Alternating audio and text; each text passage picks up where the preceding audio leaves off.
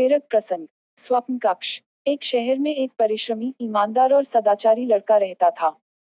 माता पिता, भाई बहन, मित्र, रिश्तेदार सब उसे बहुत प्यार करते थे। सबकी सहायता को तत्पर रहने के कारण पड़ोसी से लेकर सहकर्मी तक उसका सम्मान करते थे। सब कुछ अच्छा था, किंतु जीवन में वह जिस सफलता प्राप्ति का सपना देखा करता था, वह उससे कोसों दूर था। वह दिन रात जी जान लगाकर मेहनत करता, किंतु असफलता ही उसके हाथ लगती। उसका पूरा जीवन ऐसे ही निकल गया और अंत में जीवन चक्र से निकलकर वह कालचक्र में समा गया। चूंकि उसने जीवन में सुकर्म किए थे, इसलिए उसे स्वर्ग की प्राप्ति हुई। देवदूत उसे लेकर स्वर्ग पहुंचे। स्वर्गलोक का अलौकिक सौंदर्य देख वह मंत्रमुग्ध हो गया और देवदूत से बोला, ये कौन सा स्थान है? कोट, ये स्वर्गलोक है। तुम्हारे अच्छे कर्म के कारण तुम्हें स्वर्ग में स्थान प्राप्त हुआ है। अब से तुम यहीं रहोगे। देवदूत ने उत्तर दिया। यह सुनकर लड़का खुश हो गया। देवदूत ने उसे वह घर दिखाया जहां उसके रहने की व्यवस्था की गई थी। वह एक आलीशान घर था। इतना आलीशान घर उसने अपने जीवन में कभी नहीं देखा था। देवदूत उसे घर के भीतर लेकर गया और एक एक कर सारे कक्ष दिखाने लगा। सभी कक्ष बहुत सुंदर थे। अंत में वह उसे एक ऐसे कक्ष के पास लेकर गया जिसके सामने स्वप्न कक्ष लिखा हुआ था। जब वे उस कक्ष के अंदर पहुंचे तो लड़का यह देखकर दंग रह गया कि वहां बहुत सारी वस्तुओं के छोटे छोटे प्रतिरूप रखे हुए थे। ये वही वस्तुएं थीं जिन्हें पाने के लिए उसने आजीवन मेहनत की थी, किंतु हासिल नहीं कर पाया था।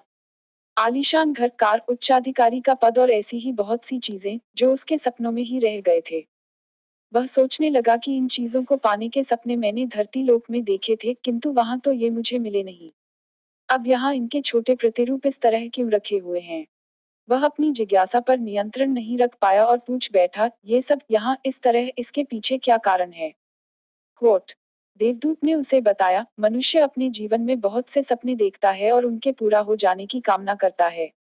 किंतु कुछ ही सपनों के प्रति वह गंभीर होता है और उन्हें पूरा करने का प्रयास करता है। ईश्वर और ब्रह्मांड मनुष्य के हर सपने पूरा करने की तैयारी करते हैं। लेकिन कई बार असफलता प्राप्ति से हताश होकर और कई बार दृढ़ निश्चय की कमी के कारण मनुष्य उस क्षण प्रयास करना छोड़ देता है जब उसके सपने पूरे होने वाले ही होते हैं। उसके वही अधूरे सपने यहाँ प्रतिरूप के रूप में रखे हुए हैं। तुम्हारे सपने भी यहाँ प्रतिरूप के रूप में रखे हैं। तुमने अंत समय तक हार न मानी होती तो उसे अपने जीवन में प्राप्त कर चुके होते। लड़के को अपने जीवन काल में की गई गलती समझ आ गई, किंतु मृत्यु पश्चात अब वह कुछ नहीं कर सकता था। शिक्षा। मित्रों, किसी भी सपने को पूर्ण करने की दिशा में काम करने के पूर्व यह दृढ़ निश्चय कर लें कि चाहे कितनी भी मुश्किलें क्यों न आए, चाहे कितनी बार भी असफलता का सामना क्यों न करना पड़े, अपने सपनों को पूरा करने की दिशा में तब तक प्रयास करते रहेंगे जब तक वे पूरे नहीं हो जाते।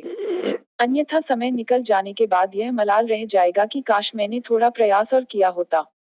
अपने सपनों को अधूरा मत रहने दीजिए, दृढ़ निश्चय और अथक प्रयास से उन्हें हकीकत में तब्दील करके ही दम लीजिए।